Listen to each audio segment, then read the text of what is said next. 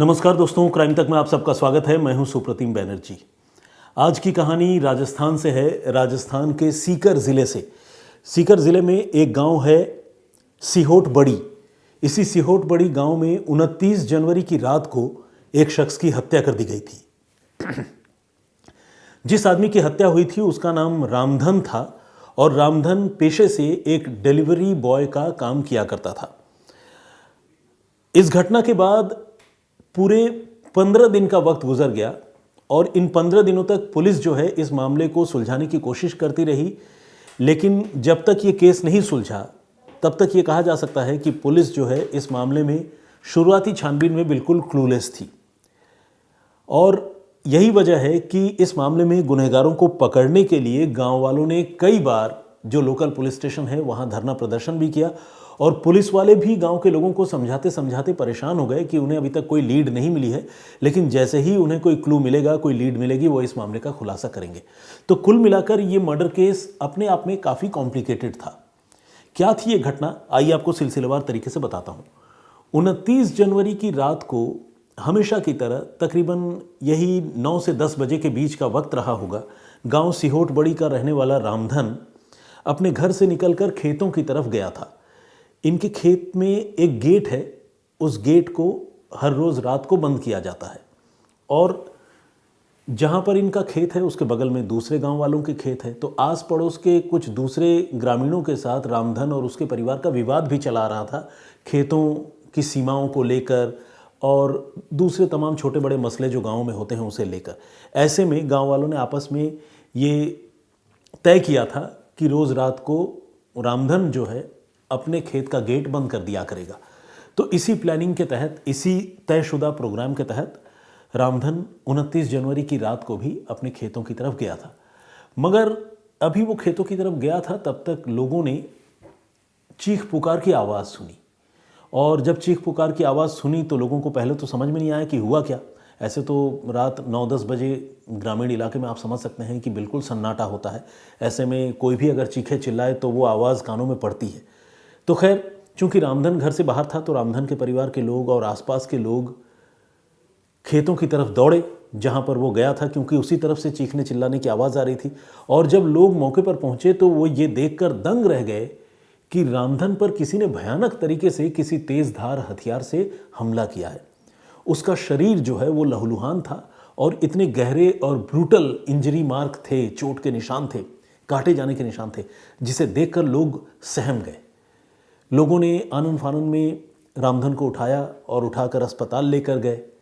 Police को इस घटना की जानकारी दी, लेकिन अफसोस रामधन जो है वो ज़िंदा नहीं बचा, बल्कि डॉक्टरों ने उसे ब्रॉड डेड करार दिया। काफ़ी सारा ब्लड लॉस यानी खून बह जाने की वजह से उसकी मौत हो गई थी और कई उसके शरीर की नसें जो है इस हमले में कट गई थी, जिससे बहुत सारा खून बह गया। बहरहाल अब ये मामला सीधा सीधा कत्ल का मामला बन चुका था, जिसमें कातिल घात लगाकर कत्ल करके फरार हो चुका था। अब किसने कत्ल किया, रामधन से किसकी दुश्मनी थी, ऐसी क्या बात हो गई, ये तमाम सवाल परिवार वालों को भी परेशान कर रहा था, गांव के लोगों को भी और पुलिस को भी। पुलिस ने आईपीसी की धारा 302 के तहत, अब तो खैर 302 भी चेंज हो गया, मर्डर का मुकदमा दर्ज किया और मर्डर का मुकदमा दर्ज करने के बाद इस मामले की छानबीन शुरू की। तो छानबीन के क्रम में पुलिस ने सबसे पहले रामधन के घर वालों से ही बातचीत की और उनसे पूछा कि आपको क्या लगता है कि आपके बेटे की किससे दुश्मनी रही होगी, क्या है मामला। तो गांव वाले खुले तौर पर किसी का नाम नहीं ले सके। हालांकि उन्होंने इतना ज़रूर कहा कि गांव के ही कुछ लड़कों से रामधन का विवाद ज़रूर था, लेकिन ये ऐसी दुश्मनी नहीं थी कि उनके बेटे का कत्ल हो जाए, उन्हें तो समझ में नहीं आ रहा है। तो कुल मिलाकर ये मामला जो है शुरुआत में बड़ा क्लूलेस सा था, लेकिन चूंकि परिवार वालों ने बताया था कि रामधन का गांव के कुछ लड़कों से विवाद था, तो पुलिस को उस मामले को वेरीफाई करना था। और विवाद जिनसे था उसमें सबसे पहला नाम जिस लड़के का था उसका नाम था सुरेश कुमार उर्फ कालू। ये सुरेश कुमार उर्फ कालू वो शख्स था जिसके खेत के साथ रामधन का खेत लगता है और खेतों की सीमा को लेकर, खेतों की जो बीच में मेड़ होती है उसे लेकर सुरेश एलियास कालू के साथ रामधन की लड़ाई थी। तो ये एक स्टैब्लिश्ड फैक्ट था। लेकिन जब पुलिस कालू के घर पहुंची तो कालू घर पर मौजूद मिला और ये तो खैर जब तफ्तीश कर रही थी तब की बात है, लेकिन जिस समय ये घटना हुई थी उस समय भी कालू घर में था।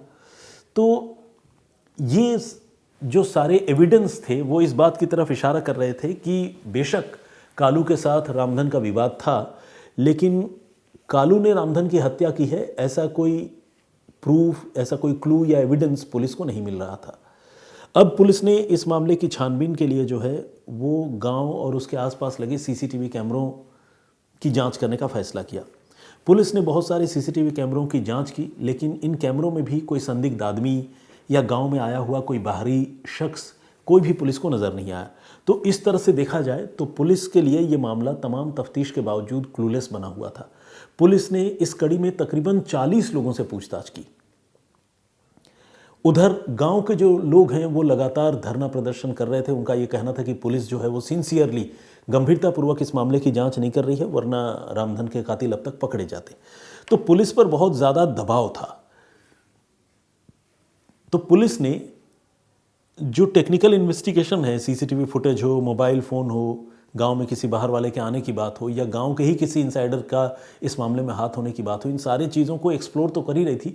साथ ही साथ पुलिस ने अपने मुखबिरों को यानी खबरियों को भी एक्टिव कर दिया था कि वो ज़रा पता लगा कर बताए कि इस घटना के पीछे किसका हाथ हो सकता है। पुलिस ने मौका वारदात से कुछ लोगों के फुटप्रिंट्स भी कलेक्ट किए थे।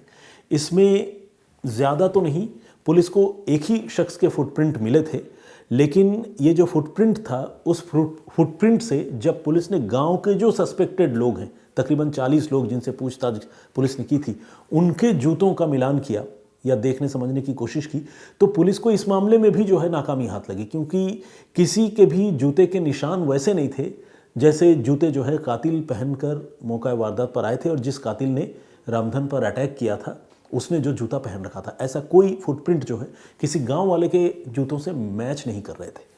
तो यहाँ पर भी पुलिस के लिए एक, जिसे कहते हैं ना कि डेड एंड वाली हालत थी, जहाँ पर पुलिस आगे बढ़ना चाहती थी तफ्तीश में, लेकिन कामयाबी नहीं मिल पा रही थी।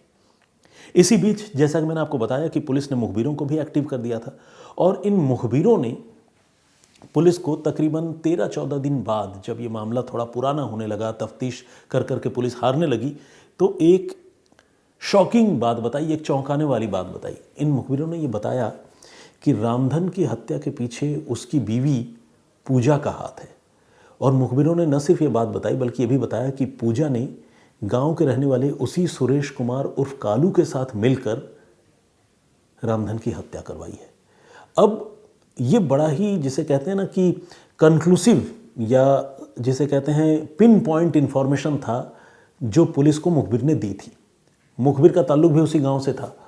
अब जब पुलिस को ये जानकारी मिली तो पुलिस ने कहा कि चलो हो सकता है ऐसा हो, लेकिन एविडेंस तो चाहिए इन पर हाथ डालने से पहले। तो पुलिस ने अब अपने तौर पर जो पूजा देवी है रामधन की बीवी, उसके बारे में जानकारी जुटाने की शुरुआत की। साथ ही सुरेश उर्फ कालू के बारे में भी जानकारी जुटाना शुरू किया। पुलिस को पता चला कि पूजा के साथ सुरेश उर्फ कालू की न सिर्फ आमने सामने मिलने जुलने से बल्कि फ़ोन पर भी लंबी बातें हुआ करती हैं। और पुलिस को इस बात के भी प्रमाण मिल गए कि पूजा के साथ सुरेश उर्फ कालू के रिलेशंस हैं और उसके पति रामधन के होने के बावजूद पूजा जो है अपने पड़ोसी कालू के साथ बहुत इंटीमेट है। अब ये बात जब पुलिस को एविडेंस के तौर पर भी पता चल गई, चाहे वो फ़ोन के कॉल डिटेल हो या गांव के कुछ लोगों की गवाही के तौर पर हो, तो पुलिस ने एक बार फिर से सुरेश उर्फ कालू को पूछताछ के लिए बुलाया और इस बार उसके साथ सख्ती की। सख्ती करने की वजह भी थी क्योंकि पुलिस को ऑलरेडी कुछ एविडेंस सुरेश और पूजा के एक दूसरे से लिंक होने के मिल चुके थे। अब जब पुलिस ने सख्ती की तो सुरेश ने अपना जुर्म कबूल कर लिया और उसने कहा कि हाँ, 29 जनवरी की रात को उसी ने घात लगाकर रामधन पर तेज़धार हथियार से हमला किया था और इससे पहले कि गांव के लोग वहां पहुंच पाते, वो जल्दी से दूसरे रास्ते से अपने घर आ गया और घर आकर उसने हाथ पांव धो लिए और इत्मीनान से घर में पड़ा रहा। और बाद में जब गांव में शोर मचा तो वो भी दूसरे ग्रामीणों की तरह वहाँ मौका वारदात पर पहुँचा था और उसने वहाँ मौके पर जाकर बड़ी हैरानी भी जताई थी कि किसने हत्या कर दी, लेकिन इस घटना के पीछे वही था। यहाँ तक कि कालू ने ये बताया कि इस घटना को अंजाम देने के लिए उसने बाकायदा नए जूते भी खरीदे थे ताकि उसके जूतों के निशान जो है वो मौका वारदात पर अगर मिले तो पुलिस उन जूतों के ज़रिए कम से कम उस तक ना पहुंच पाए, फिंगरप्रिंट फुटप्रिंट के ज़रिए ना पहुंच पाए। इस मिशन में, इस साजिश में या इरादे में वो काफ़ी हद तक कामयाब भी हुआ, क्योंकि पुलिस को फुटप्रिंट तो मिले थे मगर वो फुटप्रिंट जो है कालू के पहनने वाले, रूटीन में रोज़मर्रा में पहनने वाले जूतों के फुटप्रिंट से या जो सोल का डिज़ाइन है उससे मैच नहीं कर रहे थे। लेकिन जब पुलिस के सामने ये सारा सच आ गया और कालू ने सारा जुर्म कबूल कर लिया, तो उसी की निशानदेही पर पुलिस ने वो आलाए कत्ल, जो तेज़ धार हथियार है जिससे वार करके उसने अपने पड़ोसी रामधन की हत्या की थी, उसे भी रिकवर किया और उसके ख़रीदे हुए वो नए जूते भी बरामद किए जिसके फुटप्रिंट मौका वारदात से पुलिस ने रिकवर किए थे। तो ये सारी चीज़ें कंक्लूसिव थी, कोरोबोरेट करने वाली थी, ये सारे सबूत एक दूसरे से मिलने जुलने वाले थे। अब पुलिस ने कालू से पूछा, सुरेश उर्फ कालू से, कि भाई ऐसी क्या बात थी, क्यों तुमने हत्या की? तो उसने कहा कि इस हत्या का आइडिया उसे दरअसल खुद रामधन की पत्नी पूजा ने ही दिया था और पूजा ने ये कहा था कि उसका पति उसे बहुत परेशान करता है, उसे खुश नहीं रखता है, उसे पैसे नहीं देता है, तो उसके साथ उसके पति की कभी बनती नहीं है। तो वो, उसकी पत्नी इस बात के लिए इंसिस्ट कर रही थी कि वो उसके पति की हत्या कर दे, कालू उसके पति की हत्या कर दे और इसके बाद वो सुरेश उर्फ कालू के साथ ही घर बसा लेगी और उसी के साथ शादी कर लेगी। यहाँ ख़ास बात यह है कि ये सुरेश वही शख्स है जिसका रामधन के साथ पहले से खेत की चौहद्दी को लेकर या सीमा रेखा को लेकर विवाद चला रहा था, लेकिन उसी खेत में आने जाने के क्रम में कालू के साथ रामधन की पत्नी पूजा की दोस्ती हो गई थी, मोबाइल नंबर एक्सचेंज हो गया था और दोनों में अफेयर भी हो गया था और ये सब कुछ तकरीबन 2 सालों से चल रहा था। रामधन को भी इस बात की खबर थी, पति पत्नी के बीच में इस बात को लेकर विवाद भी होता था और ये जो महिला है पूजा, जिसने पूरी कत्ल की साजिश रची, वो बीच में तकरीबन 1-1.5 साल के लिए अपने पीहर भी चली गई थी, अपने पति से रूठ कर या नाराज़ होकर। उससे तो एक ज़रिया या बहाना चाहिए था कि वो अपने पति से दूर रहे और अपनी प्रेमी से मिले, लेकिन रामधन ने घर वालों के साथ मिलजुल करके किसी तरह समझा बुझाकर पूजा को अपने घर वापस ले आया था। वो इस इरादे में कामयाब रहा कि उसको लगा कि मैंने पूजा को मना लिया है, लेकिन हकीकत यह है कि पूजा मानने वाली नहीं थी। पूजा तो अपने पड़ोसी के प्यार में पागल थी और उसने ये पूरी कत्ल की साजिश रची। एक यहाँ ख़ास बात ये भी है, पुलिस ने पूजा को भी गिरफ्तार कर लिया और जब पूजा से पूछताछ हुई तो उसने पुलिस को बताया कि वो लगातार इस तरह के वेब सीरीज़ और क्राइम शोज़ देखा करती थी जिसमें तरह तरह से अपराधी जो है जुर्म की वारदातों को अंजाम देते हैं और इस तरह के क्राइम शोज़ को देखकर उसके दिमाग में अपने पति की हत्या करने का ख्याल आया।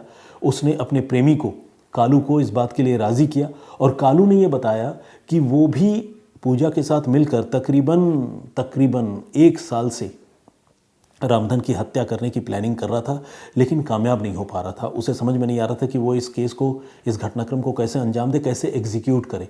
एक और ख़ास बात ये भी थी कि 28 जनवरी की रात को अपने इस नापाक इरादे को अंजाम देने की कोशिश जो है एक बार उसने की भी थी कालू ने, लेकिन लाख कोशिश करने के बावजूद वो हिम्मत नहीं जुटा पाया और रामधन की हत्या नहीं कर पाया। तो एक दिन पहले, यानी 24 घंटे पहले ही रामधन की हत्या हो जाती, लेकिन चूंकि कातिल की हिम्मत जवाब दे गई तो उस रोज़ हत्या नहीं हुई। मगर अगले दिन 29 जनवरी को कातिलों ने इसलिए कह रहा हूँ क्योंकि एक तो खुद वो कालू था और दूसरा मकतूल की बीवी यानी रामधन की बीवी पूजा, इन दोनों ने मिलकर आखिरकार रामधन की हत्या कर ही दी।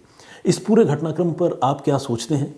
पुलिस के इन्वेस्टिगेशन पर आपकी क्या राय है? प्लीज़ हमें कमेंट करके ज़रूर बताइएगा। एक स्टोरी जो मैंने कल आप लोगों को सुनाई थी, उस स्टोरी में हमने ये बताया था कि किस तरह से एक आदमी जिसे पूरी दुनिया मरा हुआ समझ रही थी, वो आदमी कातिल के तौर पर पकड़ा गया। यानी जिस आदमी का कत्ल होने की बात पुलिस को, घर वालों को लग रहा था, वो आदमी कत्ल का शिकार नहीं हुआ बल्कि वही कातिल था। लेकिन कैसे कोई एक मामला इस तरह से 360 डिग्री पर घूम सकता है जिसमें मरने वाला ही कातिल निकले? अगर आप ये जानना, सुनना और समझना चाहते हैं तो क्राइम तक के प्लेलिस्ट में जाकर आप उस स्टोरी को सुन सकते हैं। बहुत सारे लोगों ने उस स्टोरी पर कमेंट किया है। आइए कुछ लोगों के कमेंट्स पढ़ता हूँ। अमित पटोले जी ने कमेंट किया है, थैंक यू वेरी मच। उन्होंने हौसला अफजाई की और कहा है कि Banerjee is one of my favourite crime reporters, love to hear your stories and voice. Thank you very much, बहुत धन्यवाद आपका। समीर खान ने भी कमेंट किया है और उन्होंने भी बहुत अच्छी बातें लिखी है, मैं शुक्रगुजार हूँ आपका। अशोक पटेल जी, उन्होंने लिखा है कि जो लोग अपनी जिम्मेदारी से पीछे हटते हैं और अपराध की घटनाओं को अंजाम देते हैं, किसी की जान लेते हैं, वो असल में कायर होते हैं। बिल्कुल सही बात इन्होंने लिखी है। विपुल वाजपेयी ने भी कमेंट किया है, बहुत बहुत स्वागत आपका। उन्होंने लिखा है कि उनकी तरफ से और उनकी मम्मी की तरफ से नमस्कार। मेरी ओर से भी आप अपनी माताजी को बहुत बहुत नमस्कार बोलिएगा, और ये मेरी खुशकिस्मती है कि आपकी माताजी मेरी कहानियाँ इतनी शिद्दत से सुनते हैं और पसंद करते हैं। Thank you very much. Khan Fareen, पता नहीं ये नाम सरनेम के साथ सही है या नहीं, लेकिन आईडी में कुछ इस तरह से ही मेंशन हुआ है। इन्होंने लिखा है कि सर आपकी स्टोरी का एक्सप्लेनेशन बहुत बढ़िया होता है। Thank you very much. Virgin या हो सकता है Virginia, I am really sorry, Virginia D'Souza. असल में होता क्या है ना, जब नाम और सरनेम एक साथ मिले हुए होते हैं, क्लब्ड होते हैं, एक दूसरे से जुड़े हुए होते हैं, तो उसमें सरनेम कहाँ से शुरू हो रहा है, नाम कहाँ से शुरू होता है, ये पढ़ पाना थोड़ा मुश्किल होता है, तो इसीलिए थोड़ा कंफ्यूज्ड हो जाता हूँ। Anyway, don't take it otherwise. Virginia D'Souza ने कमेंट किया है, स्वागत है आपका, बहुत बहुत धन्यवाद आपका। गीतू ने भी कमेंट किया है, प्रभात राठौर का कमेंट है, मलय राय चौधरी का कमेंट है, और इन्होंने लिखा है कि thank you very much Suprotim da for mentioning my name in your program. Tomorrow is my birthday, 14 फरवरी। 14 फरवरी, आप तो वैलेंटाइन डे के दिन अवतरित हुए थे, अपने आप में बहुत बड़ी बात है। और लेकिन इससे भी अच्छी बात यह है कि इस बार वसंत पंचमी का दिन पड़ रहा है 14 फरवरी को, और ख़ासकर पश्चिम बंगाल में, जिस तरह से आपके नाम से मैं समझ पा रहा हूँ, पश्चिम बंगाल में तो सरस्वती पूजा जो है बहुत धूमधाम से मनाई जाती है। तो इतने अच्छे दिन पे आपका बर्थडे पड़ा है, तो आप बर्थडे भी मनाइए और माँ सरस्वती की आराधना भी कीजिए। मेरी ओर से बहुत शुभकामनाएं आपको। मुस्कान ने भी कमेंट किया है, स्वागत आपका। विनीत रैना का कमेंट है। रेखा भट्ट जी, उन्होंने लिखा है कि लोग अमानवीय होते जा रहे हैं। एक हमारे दर्शक हैं, उनका नाम तो नहीं डिस्प्ले हो रहा है, दिख नहीं रहा है, लेकिन उन्होंने लिखा है कि बहुत इंतज़ार रहता है आपका। पंका स्वादी कलां, एनीवे नाम मैं ठीक से नहीं पढ़ पा रहा हूँ। ग्रेट जॉब सुबी भाई, उन्होंने लिखा है।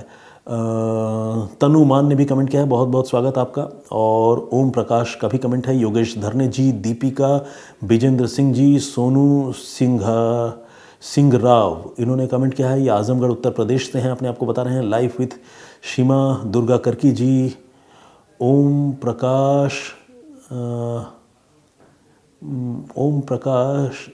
निम्बीवाल, और मामोना कुछ इस तरह से आईडी है। बादल ने भी कमेंट किया है। योगा विथ विकास का कमेंट है, thank you very much. Shankarlal Vishnu ने भी कमेंट किया है।